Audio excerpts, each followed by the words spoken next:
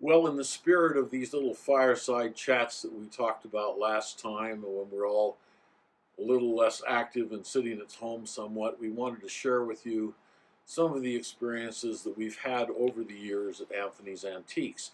It's been our privilege to be able to spend a fair amount of time in Europe buying, and I wanted to share a couple of those experiences with you today. In 2000, the year that my son Micah returned from serving a mission in Chile for the LDS Church, we took him with us on a trip to France so that he could become more acquainted with the business and with what goes on over there. And on Sunday, we Brett, who is my son-in-law business partner, speaks 5 languages and has been a great companion to travel with over the years. Found a relative who was a ninth cousin.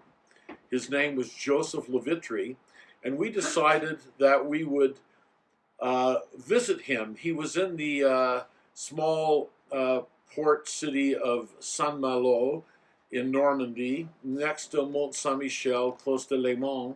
We made an appointment in the early afternoon of Sunday and drove out from Paris.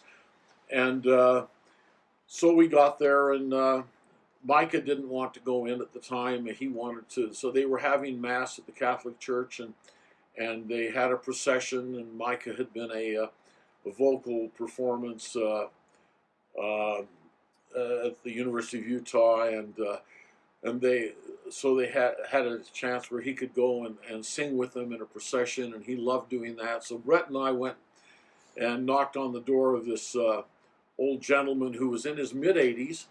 He was about 5'2". He bounded down the steps in his 2-story charming home in Saint-Malo, and he opened the door. His name was Joseph Levitri, a ninth cousin.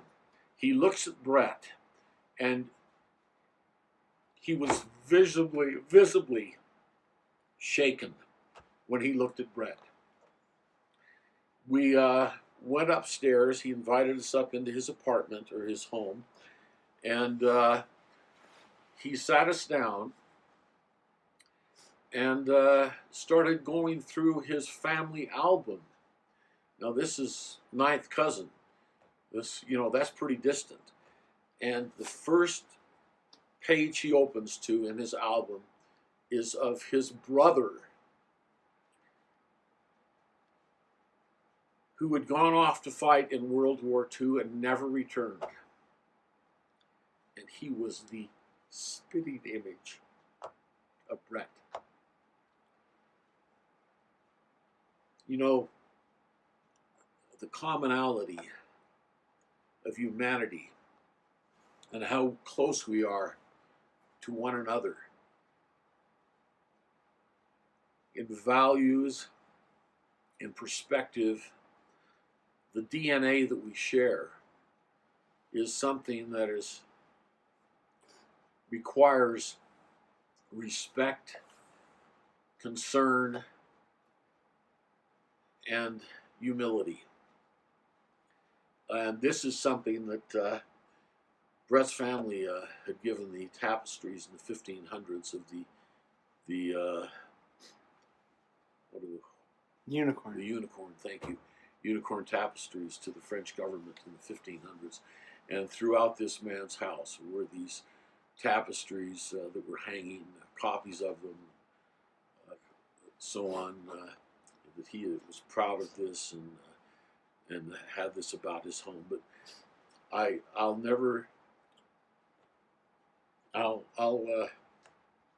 well, it's 20 years later, and it still touches me. So, at any rate, I wanted to share that experience with you. Excuse me 1 second. The next experience, we were going to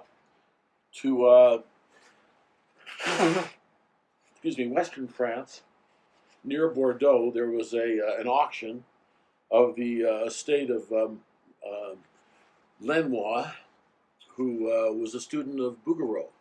It was in Saintes, in a monastery, and we had an opportunity to buy some wonderful pieces, including some Bouguereaus at the time, and some drawings and important pieces. We have one of them here. We'll flash those on the screen and let you see some of those images as we're telling these stories.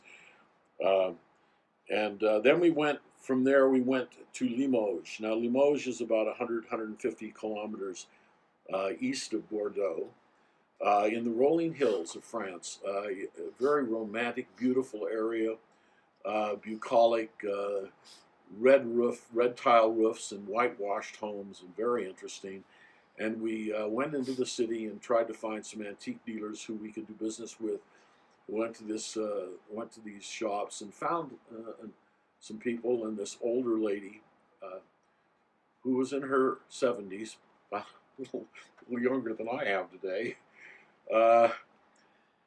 We bought a couple of small things from her, and she says, "Would you like to go to my depot?" So we said, "Well, how far away is it?" She says, "Oh, about 15 minutes." So an hour later, we're still following this French race driver who was her driver through the rolling hills around Limoges, and finally we pull up to this home where she had her depot, which was an old refectory. It was an 18th century building, so built in the 1700s, that she had refurbished, a rock home. We stepped out of the car, and there's a well, and you hear the owl going hoo hoo right there, and beautiful area. And of course the refectory is where the priest would have lived, and so it was close to the church. And then next to it was a stone building that was her depot, her warehouse. And we visited with her and had a good time, bought a few things from her, and I guess the story is that we said to her, well, what are you going to do next? She says, well, I want to sell this, and move to Atlantic City. And we said, well, and we looked at one another, Atlantic City, and she, well, how much would you want for this? She says, oh, about 1 million francs.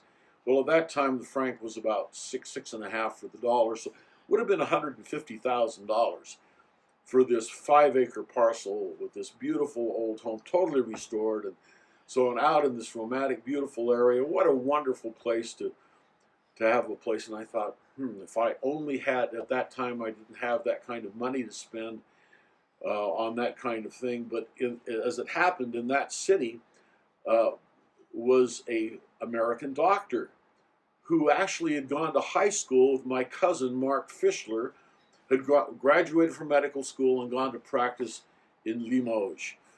So it would have been a possibility, I suppose, that we could have moved to France and lived there, had a home there, and so on. We didn't do that, but of course we entertained the thought at that time. It just, these are the kinds of stories you couldn't make up. And so we went on from there into the south of France to do more business. But I wanted to share those two experiences with you, something that I've thought about many times over the years and kind of had a little chuckle about. Like I say, you really couldn't make something like this up. Well, hope you're doing well during this time, and wish you all the best. Thank you.